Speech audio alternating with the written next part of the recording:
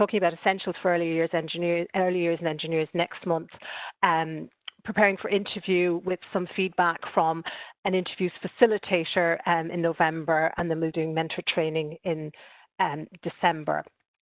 And if you wish a copy of the slides from this evening, just drop an email to bdm@imeche.org, and just in the subject line put slides from September 2nd, and we'll be able to send a copy of those out to you in the next few days. One of the things I'd like to draw your attention to is the IMechE Webinar Hub. So with the current pandemic, we've had to expand all our online events quite dramatically. So you can see on the screen at the moment is just a screen grab from the Webinar Hub, just to give you a taste and flavour of the types of events that are covered. So there's lots of different topics, both managerial and also technical. We cover all of the various divisions and groups as well. So there's lots and lots of opportunities for both developing engineers and registered engineers to view these webinars and use them as opportunities for CPD. I'm just sharing a small selection of what's available with you this evening, but please do have a look yourself and see all of the topics that are available, because it's changing all the time. It's impossible to tell you about all of them this evening. But tonight is all about professional registration and gaining professional registration. So I'd like to draw your attention to the webinars that my colleagues and I have developed. And if you just click on this button here, it will take you to those membership and professional development webinars. So there's webinars which cover registration, there's workshops which help you write up your application form, there's workshops which help you upgrade to fellow. We also do one-to-one support sessions, which we call membership surgeries, etc. So the message is really that we're here to help you. Please do get in touch if you need any help or guidance or support, or indeed if you want us to run an in-company event for you, if that would help you. We're more than pleased to do that. Now, my colleagues and I have all had a lot of emails recently from members who are looking for new jobs. As a result of that, we've devised a series of new webinars to support job seekers.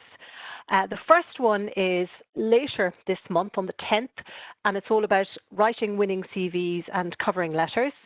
There's also another one later this month on creating a LinkedIn profile and using LinkedIn in your job search. And then next month, we'll be covering effective job search techniques and accessing the hidden jobs market. And then later in October, all you need to know about interviews. So these events are free to attend. They're lunchtime webinars, but they're only available for members. And you can book those through the website. So I thought it was useful to bring these in particular to your attention this evening, because I know I've certainly been getting a lot of emails and a lot of communications relating to this topic over the last couple of months in particular. I also thought it might be useful this evening to draw your attention to the support network. The support network is there to help any member that finds themselves in a time of need, but it's still very much like a bit of a well-kept secret. So this is just a summary of the services that are available through the support network. One that might be of particular relevance and interest to graduates joining us this evening is the Newly Qualified Fund. Again, if you go onto the website and click on this, you'll be able to access more details. And the other one that may be of interest is the Employment Coaching Service as well. So these are just some of the services that all members are able to access. But tonight is really all about professional registration. So that's what I'd like to move on and focus on just now. Now, I've been working with IMechE for quite a long time, more years than I came to remember. And over the years, I've certainly found in speaking to applicants, a lot of people go onto the website, and because there is so much information on the website, they get a little bit lost when they go onto the website. So the way I like to explain registration to people is to think of it in terms of 3 distinct steps. And the first thing you need to look at is, does the qualification you hold meet the academic requirements for the grade of registration that you wish to apply for? So the first thing to think about is, what academic qualifications do you hold, and do they meet the requirements for the grade that you wish to apply for? So step 1 is academic qualifications. The next thing you need to think about is, do you have enough relevant work experience to apply for the grade of registration that you wish to apply for? So typically, you'll be looking at least 4 years of relevant work experience to apply for CEng, and at least 3 years as a minimum to apply for IEng.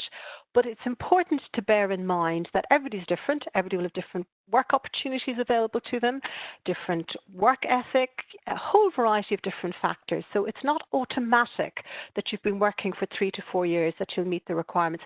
It really depends on you as an individual and what you've been doing in that time. And then for somebody who wishes to apply for Eng Tech registration, typically if you've completed a modern apprenticeship in Scotland, for example, you'll fully meet both the academic and the competence requirements for applying for Eng Tech registration.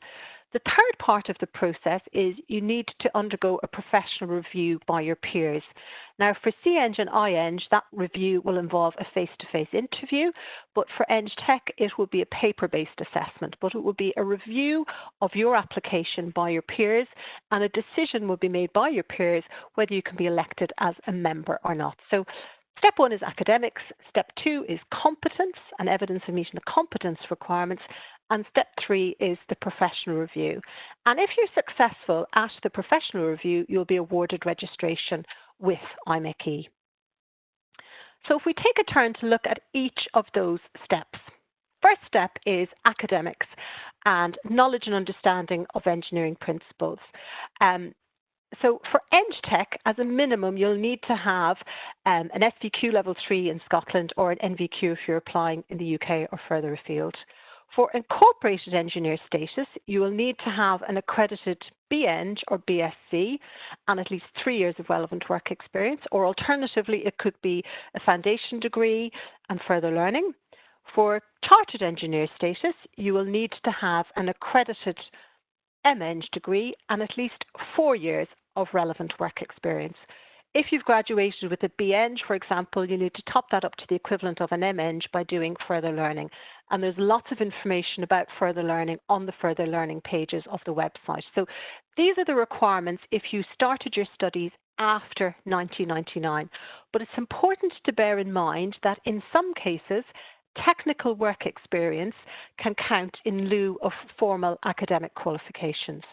Now, the rules were a little bit different before 99 because before 99, the academic requirement was a BEng degree, and there are some HNDs and which, if they were started if they were before 1987 in England or 89 in Scotland, they can meet the academic requirements for IEng registration. So there's the message here really is that there's lots and lots of different ways in which you can show to us that you meet the academic requirements. So I always recommend to potential applicants that you go onto the website and you use our qualifications checker. And in order to use the qualifications checker, you will need to dig out your degree certificate, please, because when you use the checker, you will need to state where you studied, when you started, when you graduated, because accreditation is normally based on the year that you started, the intake year for the degree, not the graduation year. The degree that you graduated with, so the full title of the degree, and whether it was full-time or part-time study, because in some cases you can have a degree that if it was studied full-time it will be accredited, but if it was only studied part-time it would not be accredited. So the first thing, or step 1 on the pathway to getting professional registration, is to work out and evaluate if the qualification you hold meets the requirements of the grade of registration that you wish to apply for. So it could be that you've got a degree, for example, in chemical engineering that's accredited by the Institution of Chemical Engineers, but you've been working as a mechanical engineer or in a mechanical engineering role for a number of years. You could therefore apply for incorporated or chartered engineer status with IMechE. So we need to find out and we need to work out if your degree is accredited by us or by another engineering institution in the UK, and it will then meet our requirements. Now, if your degree is not accredited, and there are lots of very good degrees out there who are not accredited for a whole variety of different reasons, but if a degree is not accredited, we will advise you to undergo an academic review. And an academic review involves you getting a copy of a transcript of your degree, and you send that in to us along with a copy of your CV. That will go in front of a panel of academic experts, and we will come back to you and say, yes, this is the equivalent of an accredited degree or not, as the case may be. The Career Learning Assessment is also available, and that can be used in lieu of formal academic qualifications. So it could be that, for example, you've just got a HNC, but you've been working in engineering for the last 20-odd years. You've moved up the career ladder. You're now perhaps managing chartered engineers, but you don't have an accredited IMechE. All of that technical work experience that you've built up over many years could be used in lieu of formal academic qualifications through the Career Learning Assessment pathway.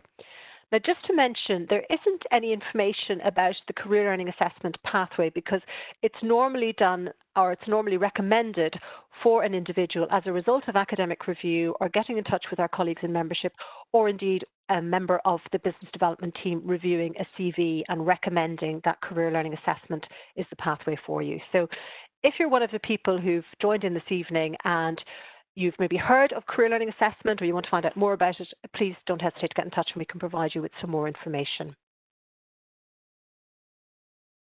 So first step is academic qualifications, and do you meet the requirements for the grade of registration that you're going to apply for. The next part of the process is that you need to show to us that you meet the competence requirements.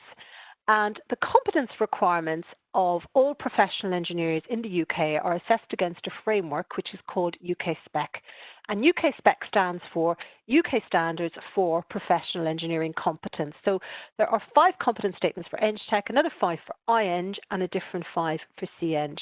So the framework has been devised by the Engineering Council, and then each professional engineering institution has adapted it and interpreted it depending on their various sectors. So I would suggest that as a starting point, you read the relevant competence statements, have a good read through those, and then start to think about how the work you're doing may map against those competence requirements. So in IMechE, our definition of competence is very broad and very generic because our members work across such a huge variety of different industry sectors. But our definition is that competence is the ability to perform an activity correctly and safely and effectively and consistently. And it's really built up through your experience in the workplace over time. Provided, of course, you're moving up the career ladder, you're taking on more responsibilities, etc. And as I said earlier, it typically takes at least 4 years to have enough experience in order to apply for CEng and 3 years for IEng. But everybody is judged on an individual basis. I really need to highlight that. So this is a summary, a very brief summary of the competence requirements. So Competence A is all about your knowledge and understanding of engineering principles. So what were you required to do in your role? How did you go about it? What were the parameters that you have to consider?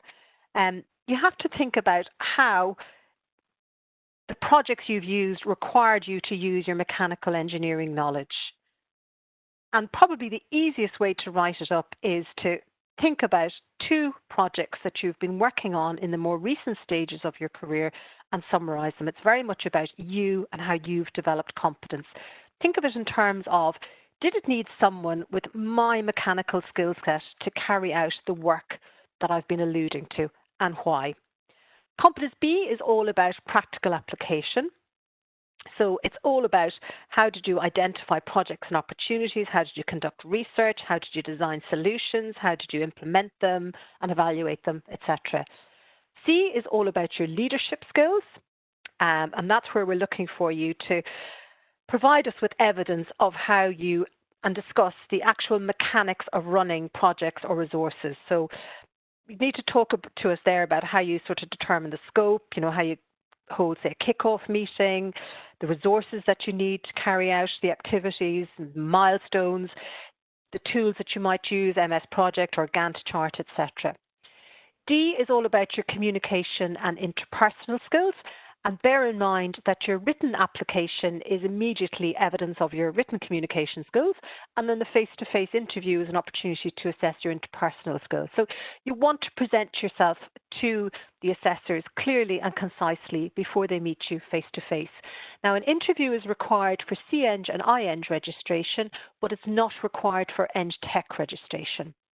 And finally, Competence E is all about the code of conduct, health and safety, etc. And for Competence E, we normally recommend that you write out 5 paragraphs covering each sub-element of Competence E. And we look for you to give us about 400 words of evidence to cover each competence requirements. But like I said earlier, I'd very much recommend that you have a good read through the competence requirements before you start. Now, on our website, there are lots of tools that you can use to record your initial professional development.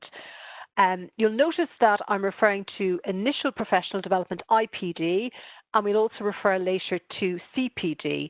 And I often get asked, well, what's the difference between IPD and CPD? And very simply, IPD is all about your initial professional development, or developing competence in order to gain professional registration, whereas CPD, on the other hand, is continuous professional development, and that's all about maintaining and extending competence. So your CPD is all about honing your current skills, developing them, and learning new ones. But there are a number of tools that are available to record your initial professional development. You may be on a monitored professional development scheme, MPDS, where you're assigned a mentor and you have regular meetings with your mentor. Your company has an accredited scheme set up. You can also use the supported registration scheme. That may be for SMEs where perhaps you don't have the resources to have a full MPDS up and running, but you still want to support developing engineers. And there's also the Developing Engineers Programme, which is a suite of tools that associate members can use to record their professional development. Now, you don't have to use these tools. These are just tools that are available that you may wish to use. You could just have a spreadsheet, for example, on your desktop that you update regularly, or you could have a logbook. But the most important thing here is that you're recording evidence of your achievements, because it means that composing an application form is much easier and straightforward when you've got facts, figures, relevant information, etc. to hand. I would also recommend that if you want to become registered, you have a good read through the guidance notes and the exemplar before you start. Now, these are available on our website. So they're available for CEng, for IEng, and also for Eng Tech as well. So we've spent quite a lot of time composing these guidance notes and exemplars, so I really would recommend that you have a look at them. They're easy to find on the website. This is what the guidance notes look like when you go into them in a little bit more detail. And this is what the exemplar looks like. So the tips I'd share with you in terms of recording evidence of your competence is to keep a record of your achievements. That's great if you've been doing that. If you haven't been doing it, you might want to take some time and sit down with your CV and do a little bit of a sort of brain dump where you think about how the work you've done to date maps against the competence requirements. I also mentioned earlier we've lots of free workshops that you can attend where we can help you write up your application form. And if you're not on MPDS, we can also do a critique of your application before you submit it. So like I said earlier, lots of help and guidance and support available to you. But the exemplars on the website are worth a good read through as well, because that will allow you to become familiar with the writing style that we're looking for. And this is just a screen grab of the Eng Tech exemplar. So CEng and IEng, there are 5 questions which you need to answer in the application form, and we look for a total of about 400 words of evidence per competence. For Eng Tech applicants, there are 3 questions which cover the 5 Eng Tech competence requirements, and you're allowed up to about 500 words per competence, so not quite as much information required in an Eng Tech application. However, when you submit your application to us, you'll be invited to attend an interview. So that will be a face-to-face interview for CEng and IEng applicants. And on the day, at your professional review interview, you'll be required to achieve a score of 3 level 3s and 2 level 2s. So both of the assessors on the day of your professional review interview will need to award you scores of 3 level 3s and 2 level 2s in order for you to be successful. and the same scoring system is used for Eng Tech applicants. And again, there's guidance notes on the scoring system on the website, so I'd encourage you to have a look at those, at the scoring guidance notes as well, please, just so that you've got a good understanding. The other thing that I wanted to share this evening are our industry competence profiles. Now, these are on our website and they're available for a whole variety of different industry sectors. They're a little bit out of date now, but they're still quite useful in that if you can picture at a professional review interview, an assessor will have a blank one of these forms in front of him or her. So they'll have this part of the form will be visible to them, so the competence requirements, but this bit on the right-hand side, this will be blank. So during the course of the interview, the assessor will need to write into each of those boxes the evidence that they gleaned from you during your interview and also from your application form and the scores that they awarded you. So often when applicants look at the relevant competence profile for their sector, they'll suddenly think of information or things that they've done that they haven't actually included in the application form. So that can be another useful piece of information to have a read through as well. So that's a brief overview of the academic requirements and the competence requirements. We did say that we'd share tips on the writing style, because I would have to say the writing style is the single biggest issue that comes up time and time again, because as an engineer, you tend to develop a report writing style where you write and speak in the third person all the time. For the purposes of your application form and your interview, you need to write your application form in the first person, because it's all about you and what you've done and what you've achieved. And your registration is awarded to you, not the company. So that, I think, is one of the biggest challenges that applicants can struggle with. So some tips now on what you can expect in terms of the writing style that we look for. So your application is confidential in that it's destroyed after your interview takes place. And the content of your application is really the basis of discussion at your professional review interview. So it's all about you. It's all about your depth of knowledge, your breadth of opportunities that you've had available to you. So both depth and breadth of knowledge and understanding we're looking for, your level of responsibility, and what you've been doing. Now, the application form is online and it's available as an editable PDF or an online application form. I would suggest that you try and use the online application form if possible, please, because you can't submit that if there's anything missing. Again, once we process applications, often when we go to process an application, we realize that there are bits missing, and that then can slow down the process. Whereas if you use the online application form, you can avoid that happening. But what we look for in the application form, as I said earlier, is about 400 words. You can't tell us everything that you've been doing throughout your entire career. You need to focus in on what you've been doing in the more recent stages of your career. So we normally suggest that you perhaps pick 2 or 3 projects, depending on the nature of your work, that you can talk about confidently. You also need to bear in mind that your assessors may be from a totally different industry sector, so you want to avoid using company jargon and acronyms. If you are going to use acronyms, please write them out fully before you use the abbreviated version. And please use language that identifies what you've done. So try to use language like, I've analysed, I compared, I presented, I designed, I reviewed, all of that sort of language. That's what we expect to see. That's what we like to see.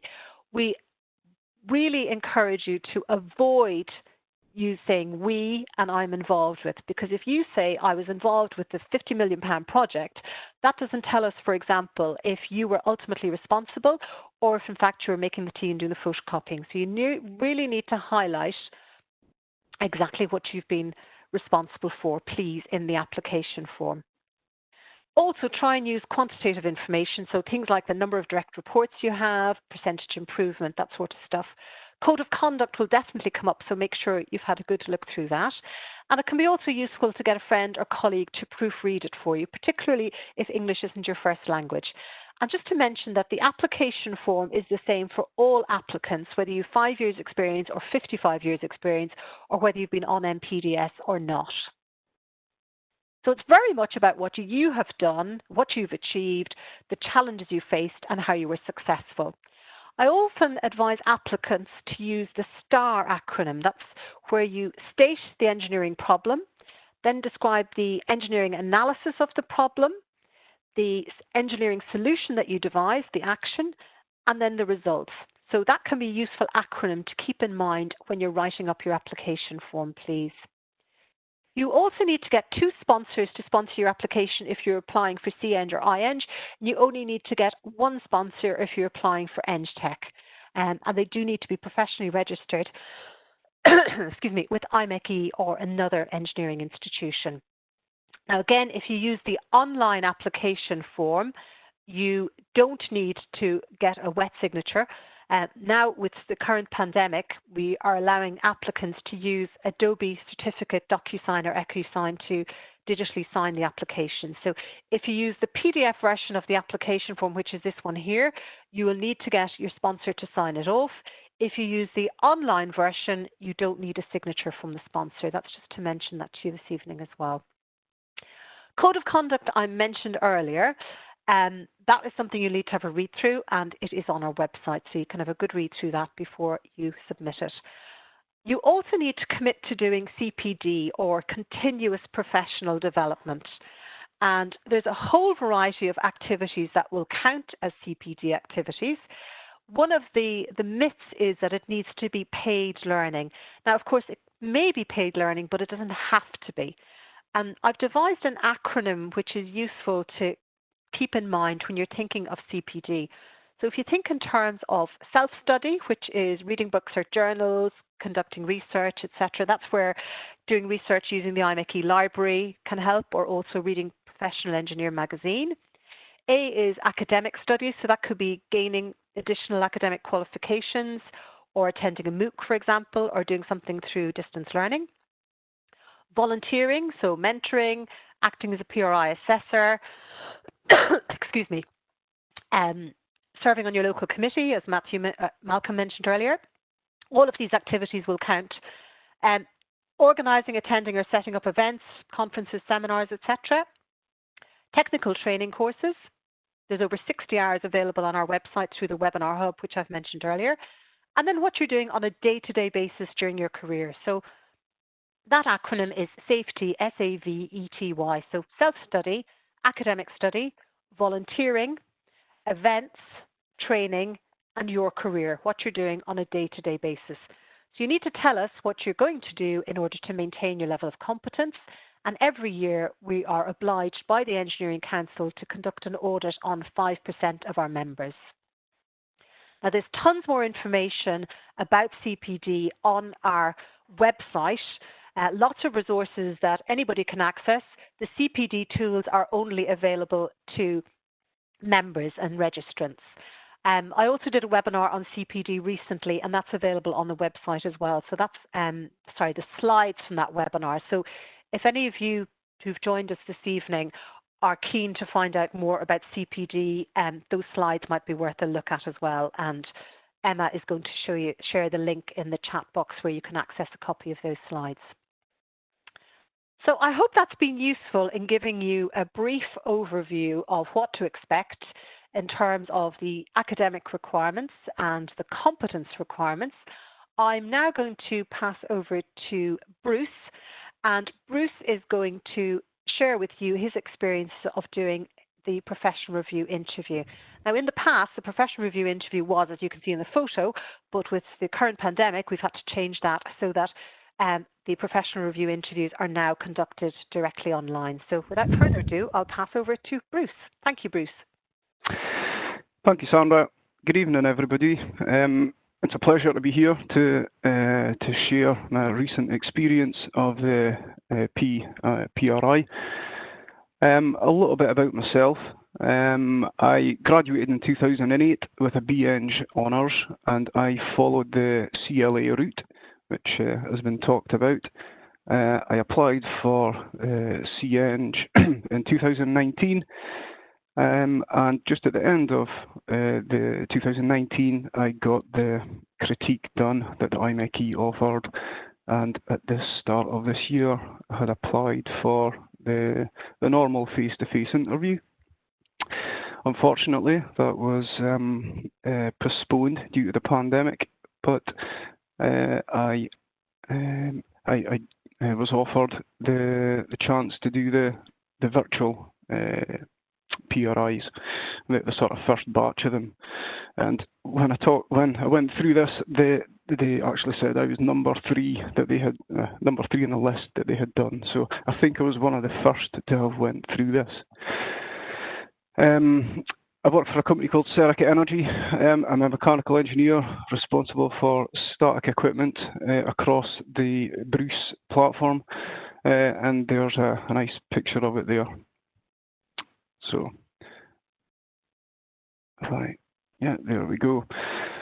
So prior to the interview itself, there's a few things that happen. So the first, they contact you and ask for what your availability is.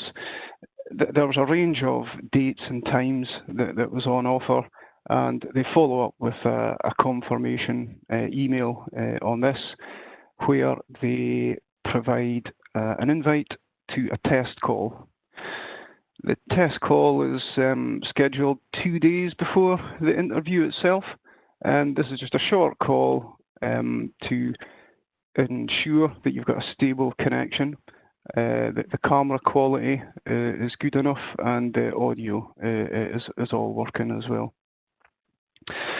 It is recommended that when you do this test call, you do it in the location of your house or office that you will do your interview. I live in an old granite-built house, and there are Wi-Fi issues and flat spots in the house, so I got as close as I could to the router to ensure I had the best connection. They do request for some information up front.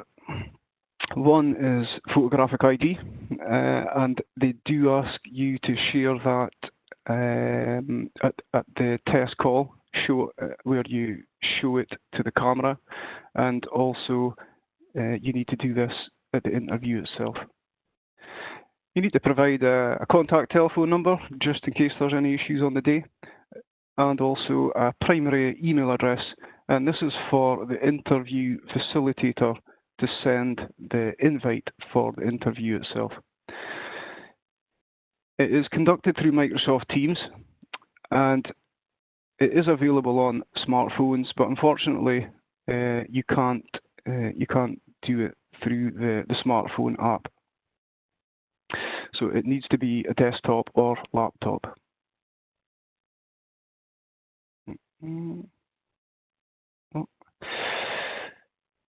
Before the interview itself, you have the opportunity to submit support and documentation, and the guidance notes will tell you what the support and documents can be. I would advise they are like targeted drawings, photos or diagrams. They do say 3 to 4 pages max for these. I'll talk a little bit more about them as we go through. Bear in mind that it's not a presentation. Although Teams gives the feature to share desktops, annotate and mark up documents on the live screen, this isn't allowed during the interview. So don't plan on doing that. I selected diagrams and drawings, and that's them shown there on the right, that was targeting key points on the projects that I worked on. And these have got to be submitted no later than 2 days before the interview, and this is to allow time to have them to receive them, and for the panelists to also receive them as well before the interview starts. The interview facilitator sends the invite, as I mentioned, but the invite also includes some really clear instructions. It's laid out very well, so it answers a lot of questions there. And the interview facilitator is present throughout the full interview. They invite you to join at least 10 minutes before the actual interview start time. I really advise taking this opportunity, as it was quite settling to talk with the facilitator. He was really friendly. They give you a brief of what is going to happen. It sets the scene. You've also got to show your ID again. But just that 10 minutes beforehand, just settled the nerves and just got me ready for the interview itself. So on to the interview itself. There are short introductions given by the panel, and first thing I noticed was the sort of variation in industries relative to my own. I was asked to give a quick overview of my current role and my background, which they give about 2 minutes or so for this. And I was asked a couple of questions here to just understand changes in companies, and if I'm fully office-based or if I go offshore at all. The panelist was quite keen to understand just that situation and how I managed to progress from an apprentice actually to where I am now. They swiftly moved on to sections A and B, and to me this is the most involved part of the interview. It's certainly the most technical part. Competencies A and B are the most sort of detailed, and this is where I used my support and documents. My particular projects are quite detailed, and it was really difficult to get the level of detail into the words given, if you like. And it's quite hard to get that level of detail with the 400 words per section. So I used this opportunity to send documents to supplement some of that, and I think that worked well, as it prompted questions from the panelists on my documents that I sent, which is great because it was projects that I knew really well. So the questions that was asked was quite straightforward. I felt within the first 5 to 10 minutes that initial nerves had settled down completely, and it was really apparent that the panel was on my side. They weren't there to trip you up or catch you out in any way. It really did just feel like a conversation with people who were interested in what I do. I found the technical questions straightforward. A lot of the questions seemed to be the panelists just confirming their understanding of what I had written, and just some questions on the documents that I had sent. The type of questions that they asked was things like this. It was, tell us about how you assessed this problem. They wanted to know how I identified it and analysed it, and how I made recommendations. They wanted to know that, and they also wanted to know how it was communicated, how I sought budget, how I raised it to the stakeholders, and one of the other sort of type of questions they asked was, this paragraph sounds quite challenging. How did you find it, and what did you do to understand the subject? I thought this question was quite good, as it gave me an opportunity to demonstrate that I use the resources that the IMechE offer. I answer this question, well, part of the question, by telling them that I used the library service from the IMechE and the online books that were available to help me understand the subject to a greater depth. throughout this section, it was apparent that the panelists, certainly wasn't, some of the panelists wasn't from the oil and gas industry, and I tried my best to avoid any jargon and abbreviations, but just some of the terminology that I used, they did ask just to explain it a little bit more to check their understanding.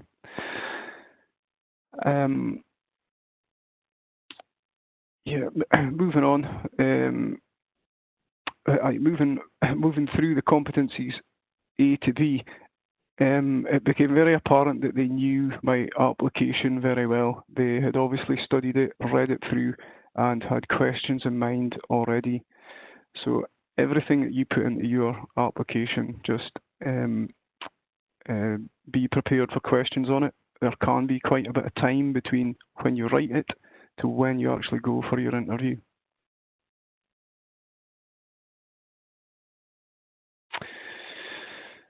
Moving on to the competencies for C, D, and E, there's less time spent in this section, but my personal view was that I thought the questions needed a little bit more thought. And the questions that I was asked here was things like, tell me how you manage your budget. Do you manage a budget? How do you request budget? And things like that. I give some examples of the budgets that I use, and also I made reference to being the treasurer in the young members panel. That was also a nice bit of evidence there that helped answer some of those questions. They were also keen to know how I managed vendors and other, if I had any direct reports. So they were keen to understand this as well. I felt that my experience that I had gained through the young members panel was very useful, certainly for these softer skills. I managed to touch on quite a few aspects here just through my IMechE experience. And my experience with the young members panel went from just an events organizer, treasurer, to the vice chair of the panel. So I would encourage anybody to get involved with the young members panel. It really helped out with this process. One of the questions I was asked in here was they said you seem to be specialise in a niche area, and I specialised with valves for quite a bit of my time. And they asked questions like, have I been involved in any joint industry projects or collaborated with other operators and not just internally within the company? And they were also keen to know, it was also keen to know if I'd done any talks and presentations out with the company as well. The IMechE Code of Conduct has been mentioned a few times tonight, and yes, questions about the Code of Conduct came up. They did they did spend a little bit of time on this, and I expanded my question into my own company's Code of Conduct. My company is really strict in this, and I need to do refreshers at a frequency on the Code of Conduct. And there's a lot of similarities between the IMechEs and my own company. So I'd suggest that if your company has a Code of Conduct, look for the similarities and look to see how it corresponds to your role. And I'm glad I did that, as it made answering this question quite straightforward. I felt something really closely related to the Code of Conduct is ethics, and this, I feel, was probably one of the more trickier questions to ask or to answer. Again, my own company does have an ethics policy, and I did make sure I read through this before the interview as well, and it really helped, I guess, answer the question to the panelists. The CPD plan. There is a section in the application form. You need to have a CPD plan. My CPD plan had actually changed due to the COVID pandemic. By the time my interview came around, everything was in lockdown. All of the planned courses I had for the year were all postponed or cancelled. So I had actually drafted an alternative, and this is something that my company does every year as well. We have goals and objectives for the year, and we try and align our own personal CPD to that. So it helped out with this part. I had a new CPD plan, and we talked through it in quite some detail. At the very end of the interview, there is an opportunity to highlight anything that you feel would be relevant. Through the guidance notes, it is suggested to use a checklist. I did make a checklist up broke it down per competency and key points that I wanted to make sure that I got across. So I used this opportunity at the end to just highlight a few things that we never had time to touch on. I also managed to point out some achievements that we never talked on, which was Speak Out for Engineering, which is an IMechE competition that they hold. Highlighted that I am an IMechE ambassador, and the volunteering efforts that I had put in for the Aberdeen panel. Overall, at the end of it all, it was really enjoyable. I couldn't believe it passed so quickly. I must have talked for 45 minutes, possibly more, and it didn't feel that long at all. It really did feel just like a conversation with peers, people with like-minded engineers who were interested in what I did. I found it really, it was quite enjoyable to have people take an interest in what I do and answer questions on it. So the title is the Professional Reiew Interview. It isn't like a job interview. You don't get interrogated. It does feel like a conversation. And that takes us to Sandra's next slide. So, great. Thanks very much, Bruce. That was really interesting to share with everybody. Thank you. Just to let everybody know that you don't get the results on the day, and the success rate is over 90%. So the vast majority of people who do the Professional Reiew Interview are successful. The interview panel's recommendations have to go to our Professional Reiew Committee, so that's why there can be a delay between doing your interview and getting your results. If you're elected, that's great. If you're not elected, we will tell you exactly why you were not elected, and you can reapply. So before you submit your application, you can join in one of our workshops if you wish, or if you're at a stage where you've got an application that's ready to submit, you can send it over to me and we can do a written critique for you. You just need to email it over to bdm@imeche.org. Details of the application fees and the annual subs are on the membership subscription rates on our website. Anybody can have a look at those. And the last slide really just is, why is it worth investing your time and effort in getting your professional registration?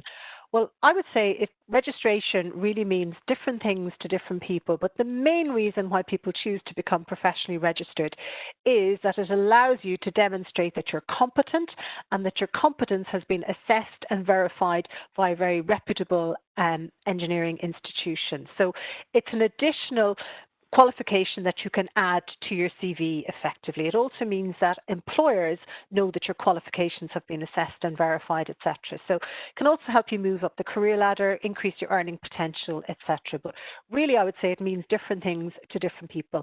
In some sectors, you need to be registered in order to call yourself an engineer. In others, you need to be registered in order to get promoted. So I hope this evening has given you a taste and flavour of what it's all about. So just to summarise before we move on to questions, please do make sure you use your membership. There are lots of member benefits, and I hope I've reminded you of some of those this evening. Use our online tools or your own method, that could be a spreadsheet or logbook, to record your professional development.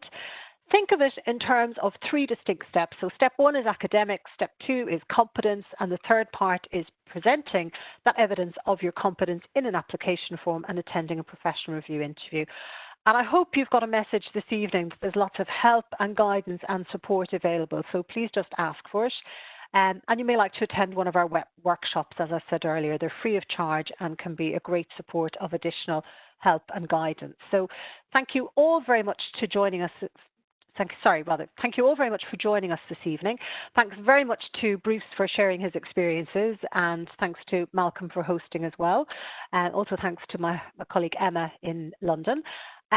Now, if you wouldn't mind, we will go through the questions that have come in, because I can see quite a lot of questions have come in through the chat box during the course of the presentation.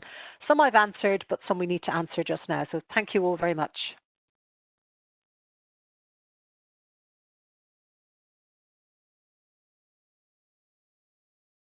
Okay, thank you very much. Some of the questions have already been answered, but they're probably of interest to the rest of the audience. So, as I said, in no particular following up, there's a question from an attendee saying that originally he's been following the SRS scheme, and with a change of employment, it was more difficult to be able to carry that out. He says he's now in a position to demonstrate the competence. And his question is, or the person's question is, should he make explicit reference to his reports and assessments generated by the SRS scheme, even if they're not a complete set? Or should he just use the author reports and assessments as guidance when filling in the application form? Okay, I would suggest using the SRS evidence and using that in an application form. And then in the application form, under Competence E, he could use the fact that he was on SRS as evidence of his commitment to gaining professional registration. So the reports, he can cut and paste information from the reports into an application form, because the application form is the same for all applicants, whether you've been on SRS or MPDS. So I wouldn't get too hung up about the fact that he was on SRS and isn't necessarily able to use that information. He'd be able to use it to populate an application form and also to mention as evidence of his commitment to CPD. Thank you, Sandra. So the next question was dealing with UK SPEC. Do you know when the next issue is due? No, I don't. That's something that will be up to Engineering Council, and they will be taking the lead on that. So we'll have to wait and see when we get an update from them. Okay. And for one person, he's saying they have a PhD in energy and power, and does that allow them to provide an application for CEng? If somebody has completed a PhD, depending on the nature of the PhD, they may have enough evidence of competence to successfully apply for CEng registration. It really depends on the nature of the PhD. So if, for example, it was a PhD where the holder was on their own all day, every day in a lab, that would be very difficult to use. Whereas if they were doing the kind of PhD where they were liaising with industry, they were maybe presenting at conferences and seminars, they were tendering for research funds, they were managing a budget, all of that good stuff, that would allow them to develop evidence of all the other competence requirements. So it really depends on the nature of the PhD. It could be enough evidence, but it would really depend on what they've been doing. So it would also depend on the academic qualification that they hold as well, because normally it would depend on whether the primary degree was accredited or not. So first starting point would be to get in touch with my colleagues in membership department by using the qualifications checker, and that really applies to any applicant who isn't sure about the status of their academic qualification. The qualifications checker is the first port of call. Now, you don't need to use the quals checker if, for example, you used it 2 years ago and you got an email back to say your degree was accredited. That will still stand. It's just if you haven't used the qualifications checker, you do need to use it, and they will confirm with you exactly what you need to do. But in terms of the content of the PhD, it will depend on the nature of the PhD. Oh, thank you. And the next question was, which courses on the Open University qualify as further learning for CEng registration? It really depends on the nature of the courses. If an individual needs to do further learning, they would normally need to submit an individual further learning plan. And in that further learning plan, they would need to detail how they're going to meet all the elements of further learning, because it consists of engineering and science deepening, technical broadening, and non-technical broadening. So I would suggest the further learning pages of the website as a starting point, and it would depend on the courses, to be honest. Excuse me. Okay, thanks, Sandra. And the next one is the question here is intending to choose the CLA route because they have a BSc in mechanical engineering and they have 13 years of experience. Oh, great. It sounds like career learning assessment is the correct pathway. If you just drop an email to bdm@imeche.org, that will get sent on to me, and I will be able to send out the information about career learning assessment because it's not on our website.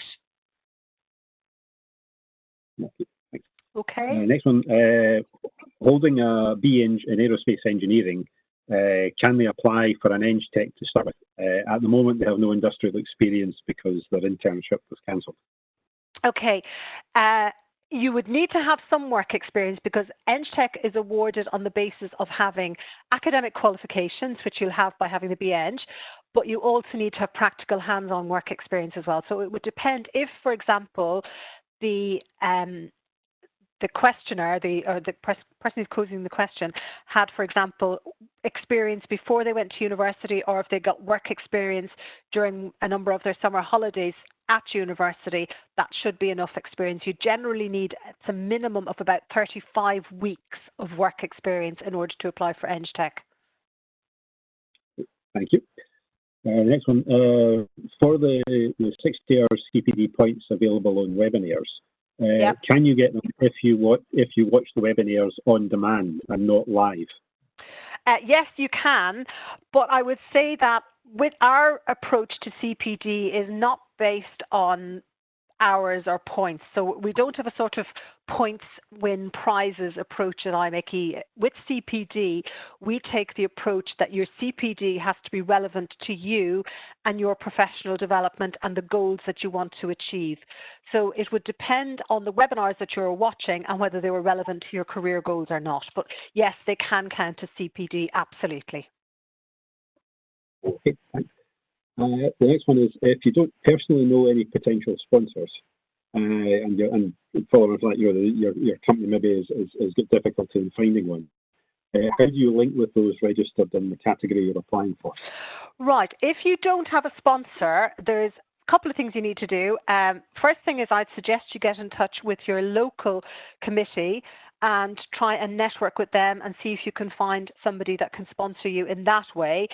If you try that and it doesn't work out for you, then get in touch with your local business development manager, your relevant business development manager, and we should be able to find a sponsor for you. So normally the sponsor will want to read through your application form and possibly have a chat with you via Teams before they'll agree to sponsor you, because the sponsor is effectively saying, I, as a professional engineer, am happy to endorse this applicant. So they will want to have a chat with you before they'll agree to do that. But starting point would be your local area committee, and if that fails, get in touch with your local business development manager. Details of all the business development managers are on the website. Okay, next one is the question is wanting to know if they're qualified to apply for CEng. They've got a BEng in mechanical and they've got a MSc in safety and reliability engineering. But what they're wanting to know is, can they complete the application while waiting on the MSc results? It would depend if they have enough work experience, and it would also depend on whether the qualifications are accredited or not. If they're accredited qualifications, yes, there's nothing to stop them doing that, provided they've enough relevant work experience. If the degrees are not accredited for whatever reason, they may need to do an academic review. Okay, thanks. So again, quals checker. Okay, yep. And I think this one will be a positive one. Is there a link to the competency exemplars? And I know I've actually looked up this myself, but I can't remember where they are on the website.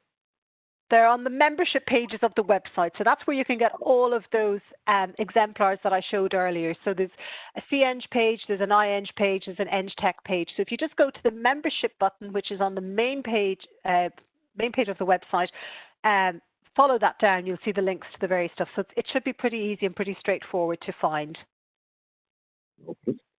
And one of the questionnaires, applying for they're planning their CEng registration via an upgrade from IEng, and they have a BEng mechanical and manufacturing, and they've just finished their MSc. Okay. They haven't heard anything back. The MSc in engineering and management, but they haven't heard anything back from IMechE yet. Okay, I do know because of the pandemic, all of our colleagues that normally work in our head office in London have all had to work from home, and we've had to change from doing all our interviews face-to-face to doing them all online. So there's been a huge increase in the amount of admin. So I know that we're a little bit behind and processing times have slipped a little. So I would just send an email or a chase email to membership just sort of saying the date they filled in the qualifications checker and when they can expect to hear back. But please do bear with us, and thank you for your patience in bearing with us because we are behind at the moment due to what's happening globally. That's great. And our last question, is it possible to get chartered if you're not actually employed at the minute? Yes, if you can show that you have maintained your level of competence by doing lots of CPD. So it would depend how long you've been out of work and what steps you've been taking to get back into employment. But if you've been doing lots of CPD, so if you've been doing the stuff that I mentioned earlier, so if you've been doing sort of self-study, maybe some academic study, listening to the webinars, all of that good stuff, helping out at events where possible, volunteering, all of those activities will count as CPD and will allow you to demonstrate that you've kept your competence current and up to date. So not being in a job is not necessarily a problem. But again, if you haven't worked, say, for the last 10 years and your competence is totally out of date, that's going to be a very different scenario. Okay. So that's just, we're only 5 minutes over time at the minute, so that's quite good. Oh, so we've done reasonably well then. Good. Well, yeah, we've got very well. So at the minute, so as I could say, in conclusion, we thank you for attending this webinar, and we hope it's been informative, helpful and inspiring. If you please watch the IMechE website events page and also the link that Sandra's provided for any further webinars that may prove useful. And as I say, it just remains for me to thank our speakers and moderators for an excellent webinar, it has to be said. And I know usually we'd all clap at this point, but we'll take the clapping as said. And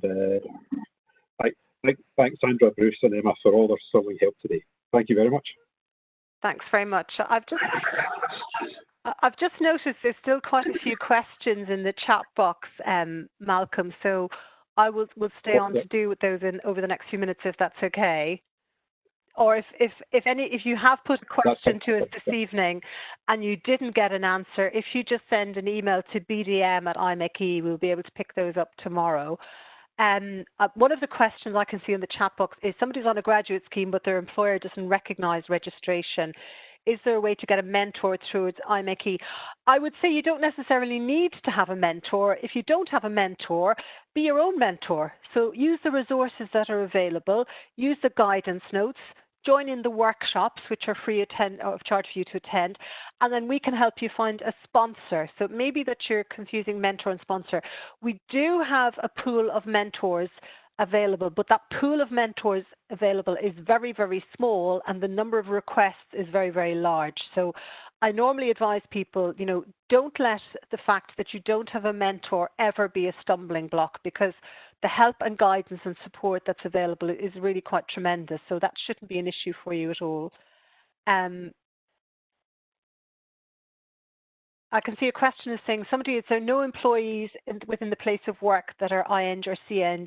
Is it still possible to reach that level? Yes, it is. Again, your sponsors can be outside of your place of work. Somebody else has said that they've submitted their application in mid-August. When will they have their professional review interview? At the moment, our professional review interviews are taking anywhere between 3 to 5 months to arrange because of the backlog that we're working through. When lockdown hit, we had to cancel numerous interviews globally that we've had to reschedule. We've had to train all our assessors to doing interviews online. So as a result of that, our processing times have slipped a little. But if you keep in contact with my colleagues in membership department, they will be able to help you. Another question that I can see at the moment is, how can I go about getting a sponsor? I've answered that earlier. I think get in touch with your local committee. If that fails, get in touch with your local business development manager. Somebody else is asking about Eng Tech. Yes, you need industrial experience. I think that's pretty much everything. Sorry, somebody else has written they're enrolled in a graduate level apprenticeship. Yes, that's to Richard. Richard, yes, that sounds as though you'll be absolutely fine to apply for IEng, and you could probably apply for IEng now using the career learning assessment pathway. So you may wish to get in touch with me separately about that, Richard, because it sounds like you're one of those people who will be able to use your experience in lieu of formal academic qualifications. Another question from Dinesh about LinkedIn. Our assessors do not look at your LinkedIn profile at all. It's not taken into consideration. Whether you're awarded professional registration or not is solely based on the application form that you submit and how you perform at your professional review interview.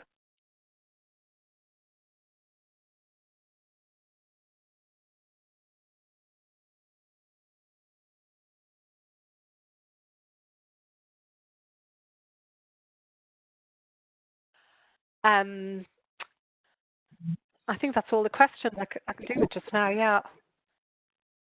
Thank you very much, Sandra, and thank you to everyone for attending. Okay, thank you. Thanks very much. Thank you all very much for joining this evening. Thank you. Thanks, everyone. Have a nice evening. Thanks, Bruce. Thanks very much, Malcolm.